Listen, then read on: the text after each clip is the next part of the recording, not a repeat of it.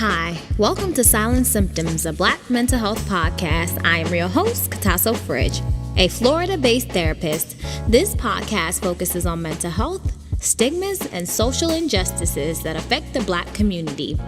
This podcast was created to bring awareness about mental health and can be used as an educational guide, but this is not to be used as a replacement for seeking help from a therapist. I hope you enjoy the podcast. Here we go. Hi, thank you so much for tuning into Silent Symptoms with us today. We have Melissa Ifill. She's an LCSW. She's also a therapist with over 20 years of experience working with communities of color in various capacities. So she's more than experienced to be here.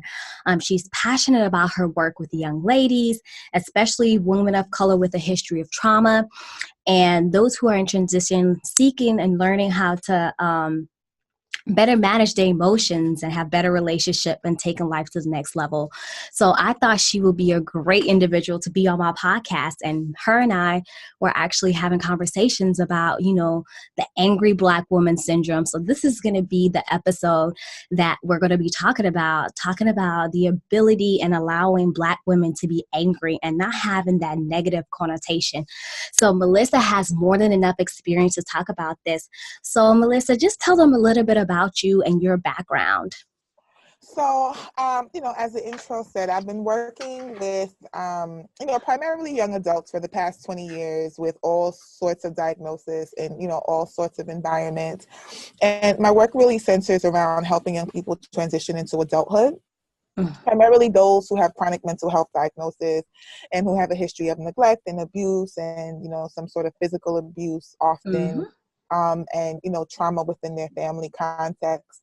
A lot of the young women that I work with, and I'm happy to do this work, are diagnosed with bipolar disorder and borderline personality disorder, have a history of aggression and anger, and really struggle in their relationships with others and their relationships, with themselves oftentimes. Okay, that's awesome. So where are you based so people can know how to get in contact with you? I'm in New York City. I am based in Brooklyn. Brooklyn is everywhere. I love New York. But I'm also licensed in Maryland, and I do telehealth services for pretty much anybody who resides in New York State. So I have some college-aged clients who are in school upstate New York, and we do video sessions. And I'm looking to expand my practice a little bit more in the Maryland area with clients who are in college out that way. That's awesome because telehealth is the new move. A lot of people are finding it so convenient because they don't have to move around and go from one place to another, have to worry about transportation. All they need is pretty much their cell phone to get in contact with you and have therapy services and, not have to worry about paying money to get to you, traffic or anything. Traffic, and you know what, New York is the city of the hustle, right? My clients have 2 jobs, or they have heavily demanding jobs. I have some clients who work in IT, or they work in the entertainment industry. So, the ability to say, look, I can't leave work, but I can still get my me time in with my therapist is very beneficial. So we meet, so we talk wherever they are. But I also work out of wellness spaces. So I work out of 2 wellness centers in Brooklyn primarily.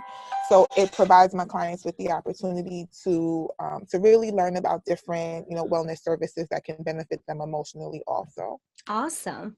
So I'm super excited to talk about the angry Black woman syndrome because that is a very important topic that people do not talk about. And when they hear angry Black woman, they associate it with something negative. Why do you think that it's so important for people to discuss the angry Black woman syndrome and that narrative around that? Well, it's so interesting because we talked about having this conversation a couple of weeks ago before you went on your lovely vacation. Yes, getting on the islands, self-care. And then look at this weekend. We have this situation with Serena Williams at the U.S. Open. Absolutely. Right? Where she felt disrespected. She felt as though her, honor as a sportswoman was being called into question. And she, very appropriately checked the umpire. Right? Exactly. So she exactly told him how she felt. She, told him that she She demanded her respect, and she was very clear in her communication with, what she felt he was doing that was inappropriate. Exactly. Now, back in the days, we've had other tennis players, right? So what was it like, McEnroe, when, people Yes. used to throw their tennis rackets. Do whatever they want.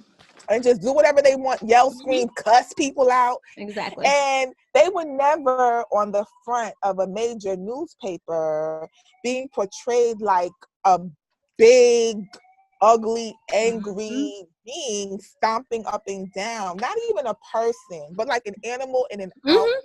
It looked like a big toddler, like a gorilla. Yeah, like a gorilla throwing a big toddler tantrum. Absolutely.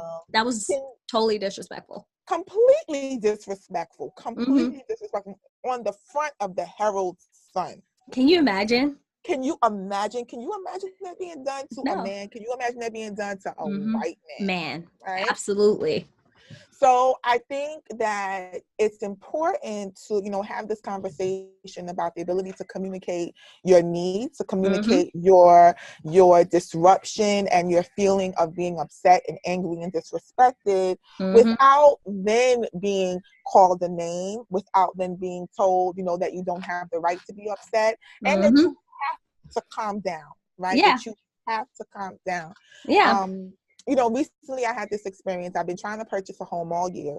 I think I told you the story. Yes. And I've been going through all these ups and downs trying to purchase the home. And we had finally come to a point where I was like, yes, I'm closing on this day. I found this wonderful place. This wonderful place. And then we, run into a snag with the sellers. And I say to my lawyer, I'm pissed off. Like, I'm upset because this means that I'm mad. And she was like, calm down. And I'm like, why gotta calm down? I'm like, hold on. Wait. So that really started me just thinking about the right to be able to communicate what you need, and how so many people I work with feel stifled. They feel like they can't say what they want to say. And when they're in white spaces, right? So where we work, where we worship, just being on the train and the subway, the ability to tell people that they're offending you or that they're hurting you in some way is seen as a disruption to their day. And, they get to say that they're afraid of you because you are Black, because you're a woman, and because you choose to use your voice in a specific way. Yeah. So I just find that so many people I work with really struggle with whether they should communicate what they need, whether they should communicate what they want, because they are afraid of being called an angry Black woman. They're afraid of falling into this stereotypical trope that is used against us so that we can't communicate what we want. Absolutely. And I totally agree with you, because a lot of times it's so hard to express ourselves as Black women. Sometimes they actually confuse passion with anger too.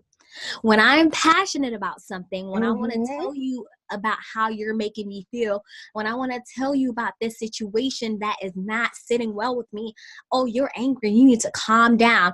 You need to lower your tone, or they're mistaking my passion for that anger, and I'm targeting somebody specifically. Why are you afraid of me? Because when you come across and tell me how you feel, I don't judge you. I don't say you need to calm down. We should be able to rightfully express ourselves. Correct. And going back to Serena Williams, her expression of how she felt with the umpire, he looked terrified. Yes. All she said was, I would never do such a thing. I'd rather lose than cheat. And she was very passionate as she walked away from the situation. And obviously other things happened afterwards. However, it seemed as though he was threatened, like she was ready to fight. And I'm thinking to myself, well, we've seen other white men, other people do things like that, and nobody's afraid. It's taken all. He's just upset because 1, 2, and 3 didn't go his way. But so, it was like she was a threat. And what she was saying is like, I'm just fighting for women's rights. I'm just trying to tell you that I have an honor. And a lot of times we do not get to be angry. And I don't understand where that stems from. Yeah. Well, for me, when you really look at it conceptually, anything that is seen as the other is something that is feared, right? So, unfortunately right now with the times that we live in, we're a very divided society. Yes. And I think that there's something that has emerged, within our culture of late, where people feel as though it is okay to demonize people of color, and to demonize people who don't fit into the quote unquote traditional box, right? Like if you're like if you don't fit into a particular category, then there's something wrong with you. Then there's something that like you must be doing. You need to communicate a specific type of way for other people to feel comfortable because they perceive you a certain way. And I also think that, as people of color, women of color enter spaces that we traditionally have not been in, right? So you see more of us in the boardroom. Yeah, you see more of us in the boardroom. We're in corporate spaces, and we're comfortable in our skin. Like we're owning ourselves because we know what we come with. And so that level of fear is just not present the way it was before. You know? And when you do look back, traditionally, Black women are in the home, being Betty Homemaker, Betty Crocker, or cooking. We're doing things, that aren't being done traditionally. And, statistically, more Black women are graduating college. They starting their own business, owning corporations. And then it's like, even then, still building this ladder, you still have to be mild-mannered. No, you cannot be yourself because we're actually doing you a favor by you being in this specific space. Yes, that concept of this is not something that you deserve, right? Like you actually don't have the skill to be here. You don't have the education to be here. You don't deserve to be here. So whatever I'm going to say to you, you just need to accept, right? And whatever I tell you to do, you just need to go ahead and do. Don't question it, right? Because I mean, it's so interesting and timely that that whole thing happened this weekend. Because I mean, I'm not a big tennis watcher, but from what I understand, he was essentially trying to coach from the umpire seat. Where they do that at? Technically, I'm trying to, obviously for me as well, I was looking at it, is that spite, or like, how are you trying to choose this angle this really costed her a game? And even when I watched like the snippets that I did see, obviously, good old social media, thank you Jesus, like at the end they ended up booing the other young lady, and then she was like, no, like she won the game, like she's still classy, she's still a class act. Even within her anger, she was able to acknowledge that, okay, this didn't go the way that I wanted it to go, but at the end of the day, like, this is what it is. Right. And that's another thing that we could talk about. How can we try to, get away from the fact that like we're allowed to be angry, like expressing ourselves? Because like, we're described as ill-tempered, quick to anger. And how can we, get away from that? How do you think we should be able to express ourselves rightfully, in a sense? So I think that if we walk into situations with the expectation that other people are going to give us permission to be who we have the natural right to deserve to be, then we are completely dealing with the situation all wrong. I don't think that we can ever have the full expectation that people are going to see us for who we are unless we continue to just simply be who we are. Yes. Like the reality of it is that as women of color, a lot of us grow up in very male spaces. If you grow up in an urban environment, you do grow up in an environment where you are taught that you have to care for yourself and defend yourself at all costs. Right? So that you have to be strong, you have to be independent, you have to be the person who is essentially saying, listen, I got this, I can manage myself, or else because of the nature of the environment, you might not have made it to where you're actually in boardrooms having these conversations, right? Right. So I think that we have to be willing to be very clear about who we are when we show up in diverse spaces. We have to be consistent about speaking about who we are. And we have to not be afraid to really tell people how we feel. Now, I think the challenge that we often run into, which in this particular scenario with Serena, like we almost saw as well, with this sort of I'm better than her Yeah. perspective, right? It almost seemed like it. Right, because like they were trying to set that situation up. I mean, quite frankly, Osaka is another African American woman. Young lady, yeah. What are you trying to do here? Right, exactly. So, like, what are you trying to do here? You're trying to, pit the two of them against each other. So, I think that we as people, run the gamut with different ways to express ourselves, with like different types of communication, depending on like where you grow up and depending on your, family cultural perspective and your life experience. Right. But supporting each other in an Yes. environment where we encourage each other to show up authentically and basically have each other's back is important. Banding together. Banding together. Now, am I saying that you're going to walk up in a boardroom and, cuss the CEO out? No, that's not what we're saying. That's not what we're saying. Keep your jobs. Listen, we love our coins. We have mortgages and rent to pay. We got kids to feed. Exactly. Bills, girl. Bills. Exactly. So I'm definitely not saying for you to, do anything disrespectful or harmful. Exactly. But what I am saying is that when you're in spaces, really being able to work through how to communicate so that you're clear. Now, you have no control over how somebody else perceives you, but you do have control over what you do, and then being able to double back on the situation and say, well, okay, let's discuss what happened. You feel some type of way, but this is what happened. There were no threats made. There were no curses said. There was nothing. Exactly. It's just, very, very clear communication. Yeah. And then, as you have sister friends or people who you work with, or who are in similar situations that, you're a part of, really supporting them, in those situations and not falling into this idea, well, I'm not like her, turn the other cheek. Yeah, like turn the other cheek, or like, oh, that's not me, and I'm not that person. And exactly. But acknowledging, yeah, she may have been upset. She had a right to be mad. And let's talk about it. Is what really happened, what you think happened, or is what you think happened really colored by your own perceptions of who that person is because she's a Black woman, right? Ooh.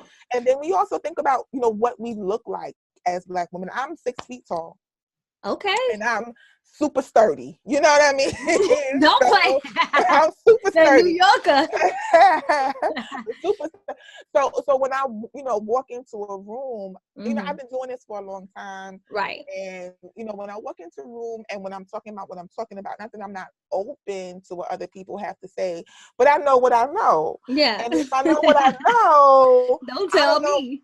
Don't tell me I don't know what I know, right? Like I might look young, but I have 20 years here. So, don't assume that, I have no idea what I'm talking about.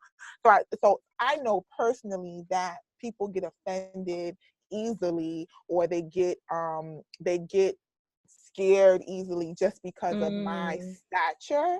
But, that does not stop me from being who I am and, showing up as myself. Exactly. And a lot of times people are afraid to, be who they are, especially sometimes we want to sit there and cover up who we are. This is corporate America. We can't act that way. Oh, I'm in the office I'm the only Black person, so maybe I should represent Black people in a better manner. But sometimes what happens is we end up being in a situation where just another rug. We're just another carpet that they're running over, and we can't rightfully express ourselves. Right. And what I had to learn early on was that, if I have certain things that I believe in, certain expectations, and if somebody goes against what they told me, whether you're white, Black, purple, orange, I don't care who you are. So let's go ahead and let me pull up per the last email, Exactly. Per my last email, let's not get this confused. This is what I said. And sometimes, there's this tone of, say that. Yeah. And it's like, no, I'm just telling you what it is so that we're clear for next time. And I'm not disrespecting you. I'm still using a professional tone, and I'm not angry. I'm just letting you know for next time so we don't get this twisted, Yes. And then sometimes we're afraid to be that. Yes. Yeah. I mean, absolutely afraid to be that. I think that, when I work with young women who, and I'm seeing this more and more actually Mm-hmm. with clients I work with, because I have a lot of clients who are in corporate America and who are Mm-hmm. in, I have a lot of clients who are, they are the only Black face in the Woo. room. Okay. Yes, Relatable. yes, very relatable. Mm-hmm. And so walking in, and if you're the only Black face in the room and it's your first professional experience, period. Mm-hmm. So like you're young and you're just learning who you are. And so figuring out how to have your voice is something that is just natural. Like you're learning that anyway. But Mm-hmm. what I really ask people to do is investigate what is your intention in the moment. Right. So Mm. what is your intention in the moment? So Yeah. if you're walking into this moment and your goal is to be right? Like your goal is to be right. That's like a iffy kind of a situation because first of all, you might not be Be right. right. Yeah. Like you might not be right. Absolutely But not. right. But if your goal is to express yourself, if your goal is to be clear about how you feel, if your goal is to get clear about Mm-hmm. somebody else's expectation of you, Right. then, the ability to clearly communicate that is essential. The Mm-hmm. ability to take notes before you walk into a meeting and, to be able to really investigate what it is that you're asking for, what Yeah. it is that you're saying, so that you are clear about how you feel, but you're also clear about what the expectations are, right? Because we can argue all day about right and wrong, but the Yeah. goal is not to have an argument. The goal is to be clear about what you're expressing. And there's nothing Exactly. wrong with that. At the end of the day, that isn't, a lot of people are afraid to be in that arena and trying to fight for what they believe in. And in the workplace, that's a slippery slope because a lot of people are afraid to be angry, or am I angry, or am I expressing myself rightfully? And speaking of that, if we could go back a little bit, is there a time and place for everything as far as anger? Because let's go back, Cardi B, since we got into Serena. Yes, girl, let's discuss it. Cardi B, Nicki Minaj, anger. Cardi B is more so, they both New Yorkers. They in your arena, your city, well, your world in New York, your state. And a lot of the things that I saw and I heard, I feel like, Cardi B on site. She said on site and it was on site. Literally. And everybody kept saying this is fashion week and she shouldn't be doing that. She's risking her investments and it makes us Black people look bad. And then we go back to the angry Black woman syndrome, right? Because it's like, she's a threat. How could you do that? And this is bad for your image. I understand that, presentation is everything. There is a time and place for everything. But in that situation, is there really a good place to actually do something like that? So what's interesting about this is that I've actually spent some time thinking about this because not for nothing. Cardi B, I like Cardi. I That's love all my things girl. ratchet. That's my girl. I love all things ratchet and real and authentic. Yeah. And what I like about her is she is who she is in every situation. Now listen, she's already a millionaire. There you go. She's already a millionaire, and she very well may have taken stock of the situation beforehand and said, you know what, I have about $4 million sitting in the bank. I have some investments. You know what I'm saying? I have some investments. So if I knock her with a shoe, my child's gonna take care of. I have my attorney on deck. I'm gonna be all right. On that, like she probably won't press charges because we both in the rap game and that look kind of weird. Like she may have already had that self-talk on to site, understand like absolutely what the potential consequences were, and to know exactly how she wanted to move in that approach the situation. Right. So I mean, if we're talking about her specifically, she got the money to rock with that and to move forward and to deal with the consequences and to say, you know what, I'm good with these consequences, right? So I think that, and I actually heard a few people say this, and this really allowed me to think differently about the situation too. Because at first I was like, she's at Fashion Week, why would she be at Fashion Week at the Harper's Bazaar party doing all of that? And right, not me. Like, I'm gonna do that at the Soul Train Awards or the beach. not with the white folks. Not with the white folks. But then again, I heard a few people, like I heard Amanda Seales and Charlamagne talking about this. Mm-hmm. You know, respectability politics. If you could get dirty at a Black event, you can get dirty at a white Absolutely. A event. lot of people like, we need to respect their stuff. No, Right, exactly. It's like, no, why are we respecting their stuff versus not our respecting own. exactly? So I think that, and Cardi B is who she is, really. Like, she came from Love and Hip Hop, and like one of her major breakout scenes was kicking the window pane out of an SUV vehicle. So if that's how you come in the game, I think people That's what expect it is. to be knocking chicks upside the head with a shoe. So I No don't think, questions and asked look, with her. the very next day she came out with a lipstick that nobody knew was coming out. You see what I'm saying? When you have those money moves and power moves, I don't necessarily agree with how it happened, but you know, the way that, like, if you're gonna poke the bear, let's talk about provoking others. When you poke the bear constantly and the bear goes to the corner, the bear ignores you, and then finally when the bear reacts, everybody's looking at the reaction. I always say, you know, anger is like playing tennis. When the ball is in your court, it's in your court. It's about what you do with it next. Right? For her, she took the moment, took the time, and she was fed up for whatever reason. And she took that opportunity to do what she had to do.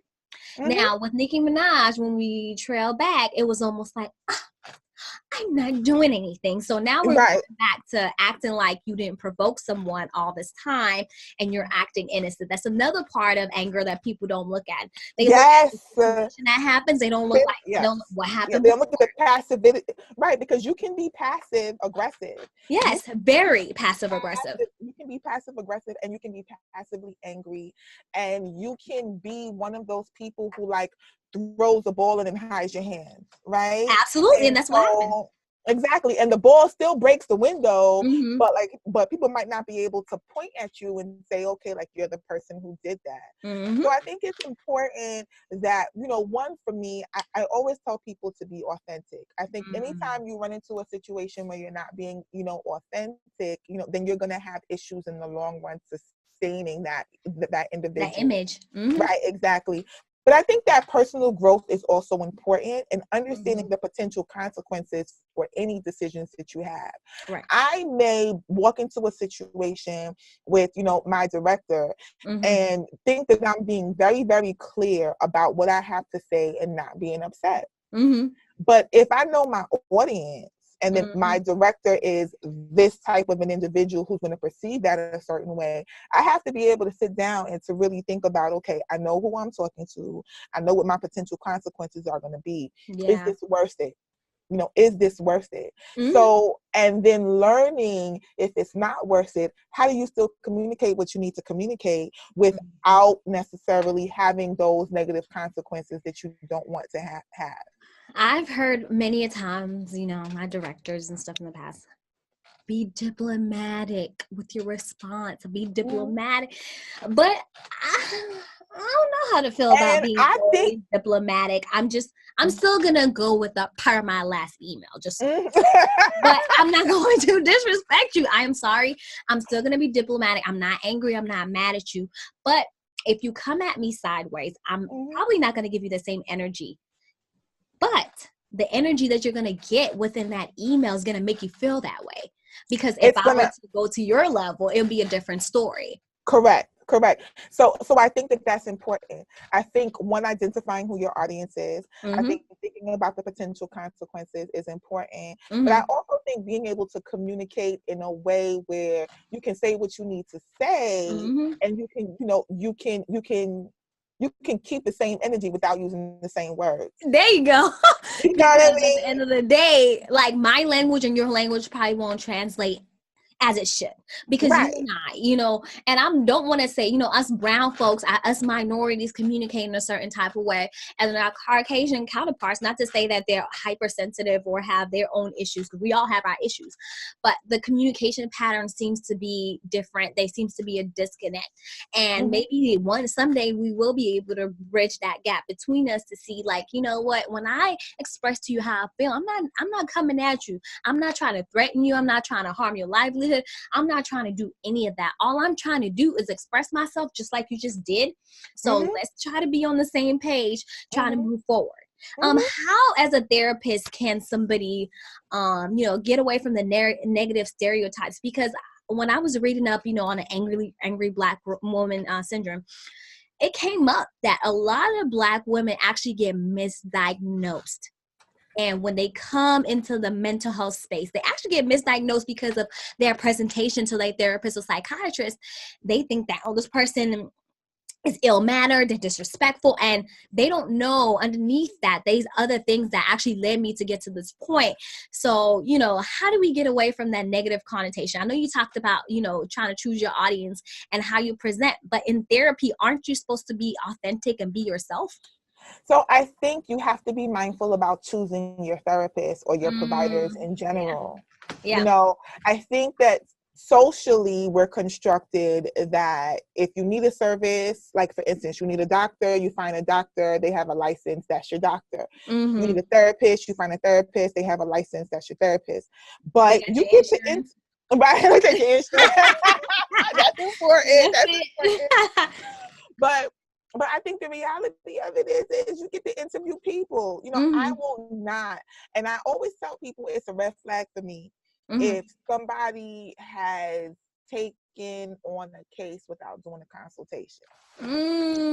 Without If trying to have that you, 15-minute talk. yeah, if you just schedule and will charge my insurance for providing me with therapeutic service and you don't know me, you don't know if you can help me or not, and I haven't gotten a vibe for you, that's a red flag to me.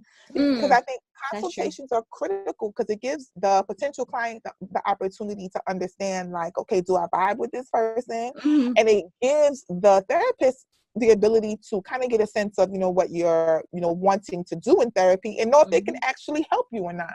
Right. I also think asking questions about your provider, because it can be a medical doctor, psychiatrist, a therapist. It can asking questions about their experience with your culture, hmm with the specific issues that you're presenting with, and with people of your racial, ethnic, and your socioeconomic Background. background is hmm important as well. Because you want to understand, can they understand you? Can they see you beyond all of the stereotypes, Yes. beyond all of their own preconceived notions? And, Yes. can they tease that stuff out culturally? Not that they Mhm. have to be culturally similar. I'm finding that most of my clients choose me because they want someone who is culturally similar. Competent, yeah. And so Yeah, I yeah, and love the cultural competence thing because a lot of people don't even understand the depth that it goes. Not just mhm. knowing about somebody's culture is like, can you feel it? Can you understand it? Can you Can you empathize with it? Right, exactly. Can you feel it, understand it, empathize with it? But how much are you willing to learn about it in the course of a Ooh, session, right? how? Not just assume that you know, No. but really Yes. ask questions Question. about hmm what it is culturally that they're experiencing, what is their cultural norm, what is their family norm, what is their hmm family style of communication? Because sometimes cultural perspectives have to do with family culture, right? Yeah. So if you walk into session and your whole family is rah, rah, rah, rah, rah, I'm kicking down doors, and you don't see a problem with communicating that way, Woo. you have no negative consequences from communicating that way. Right. And that's not what you want to work on. I, as a person who's not used to that, I'd be like, what the hell going on here? But if I'm sitting down talking to you and I'm investigating, what does this mean for you? What does this look like? Are you actually angry? Yes. Like, is this really a negative thing Yeah. versus just how you present? We might work on how do you refine that in a certain environment, right? Like, how do Mm. you still achieve the goals that you want to achieve if this is your authentic self that you want to keep authentically this way? But it doesn't mean that I need to have a preconceived notion about what that is and if that's Right. positive or negative. Yeah. And some people wonder, oh, why haven't I been getting jobs? Maybe. And Right, there's always room exactly. for improvement with everything because, like, we could have the same culture, we could have the same upbringing, but we can have two different takes on how to present ourselves, with our friends, with our coworkers, with everybody in the world. It doesn't necessarily mean that we're trying to fake who we are, but then we've chosen a different path that has worked for us and our personalities. Just like when people deal with like substance abuse or things like that, like grew up in the same household, but one may choose not to drink and the other becomes an alcoholic. It's Mm-hmm. all about choices in life and how we choose to, move forward and how to improve ourselves. It's Mm-hmm. okay to be angry, but you have to choose your battles with everything that you do in life. Right. So, I mean, and you also have to be self-aware enough to know if the way that you're presenting in the world is causing you harm or not. Right. So it's all a balance, right? We all get to have the emotions that we want to have. We all get to express our emotions clearly. We don't get to harm other people, but to be insightful enough to know, okay, well, is this damaging me in some way? Because there is a balance. I just don't want women to get into this sort of dynamic where you feel that you have to be docile and be a doormat and to not be able to express yourself clearly just because you're afraid of being called an angry Black woman. Exactly. And you know what? Like, speaking on the angry Black woman syndrome, I don't think we've gotten into this. So, the Black male, right? You know how, there was this meme going around, and, I've heard different men saying that, oh, we're going to stay away from y'all Black women because you guys are too angry. And if we go date these white women, they know how to treat a Black man. And let me tread lightly. No. Because they are Black women who are actually pretty quiet and meek. If that's what you want, okay, go for it, brother. Go for it. However, it's okay to choose who you want to be with, but in the process, we shouldn't be bashing our own kind. We shouldn't be bashing the very woman that you say you don't want to be with actually birthed you and brought you onto this earth. You come from a Black woman, and I don't understand how they say that they don't want to be with Black women. We talk too much. You guys always have something to say. You guys are always mad about something. Let me just go be with my white lady. We don't want y'all. How do you feel about that negative connotation of the angry Black woman coming from our Black men?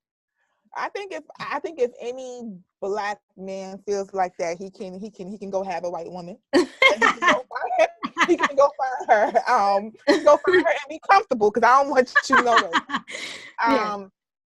But I think any sort of dynamic that is set up where anybody has a thought process that is solely based on a person's race, I think that is a damaging perspective to have for the people who you are judging, but then also for yourself as well, because you are putting yourself in a box that is incredibly damaging and incredibly limited. And you might have a beautiful, loving, passionate sister who's going to have your back, So the wheels fall off. The wheels fall off completely, discounting her because you have that limited view. But if you want to have that view, like, you have the right to be wrong, right? You have the right to be wrong and to live your life like that. So, I mean, that's how I feel about that. But I think that as a society in general, we are well programmed. We are well programmed to see things a certain way, to receive the information that we receive a very specific way, to not really investigate what's being told to us. And I think that from a social normative perspective, what is European, what is easiest, what is simplest, what looks good and has all these rounded sort of figures, is something that is not honored until it benefits you, right? So until you have that Black woman who is on the front lines, who is fighting for you because somebody did you wrong, there you go. She is not that level. That same level of passion is not honored. And I just, but I think that, socially, there are a lot of people who do fall into that category. Yeah, as a therapist, you discuss that, you have a lot of passion for working with young ladies, and what made you get into that work with them? Because obviously they're still experiencing the growing pains, and they're going to grow up to form a Black woman and be any kind of woman, minorities, even like the majority. So how do you try to help them out and shape them, basically? So what made me get into this work is I was one. You know, I remember being in high school, and I was in high school for 3 years. I was blessed to be skipped in the ninth grade. So I was Everybody ain't named a Bull. Yes, little, I a can little relate. smart, a little smart. See, you can't say we ain't smart. Ballroom status. So I was in high school for 3 years, but my 10th grade year and my senior Mm-hmm. year, I hardly went to school. Mm. I was dealing with some things that I did not know how to deal with. And so the easiest way for me to deal with them was just to be out hanging out and just doing what I wanted to do during school time. And then I've had my own struggles with depression. I've had my own struggles with being angry in a way that was not beneficial, right? So that hard exterior, that growing up in an environment where you're teased and you're bullied, and so you have no choice but to develop that hard exterior where ain't nobody gonna hurt me, nobody not gonna do nothing to me. I'm gonna just I'm take care of myself. Like, who gonna do it? Who gonna do it? I dare you. Who gonna check me, boo? Who gonna check me? Who gonna check me? I grew up in so in a way where I developed that for self-protection. And then I just got to a point where I just realized that that's not who I was, like, Trying to be genuinely as a person. Like, that's not how God made me. That's not what my spirit was. I felt so disconnected from self. And as I began doing work with the young women I was doing the work with, my first social work position was at a residential treatment center. Awesome. I saw the young women on campus who just were running around causing havoc. Yeah. And I gravitate towards, all that is exciting. Yeah. So I was like, I want to do that. I want to completely keep you on your toes. And I was like, I want to do that. I want to work with them. So those are my clients. That's who I want to work with. And, nobody else wants to work with them. And then it just got to the point where, because I liked doing the work and nobody else wanted to work with that population, every social work job I had, every job I had, really just kept working with that population. And then my interest grew and my understanding grew differently. Yes. So this work is, really born out of personal experience and, understanding, what it's like to look angry or to look like you don't need help or you don't want help, but you just want somebody to love on you and just nurture you.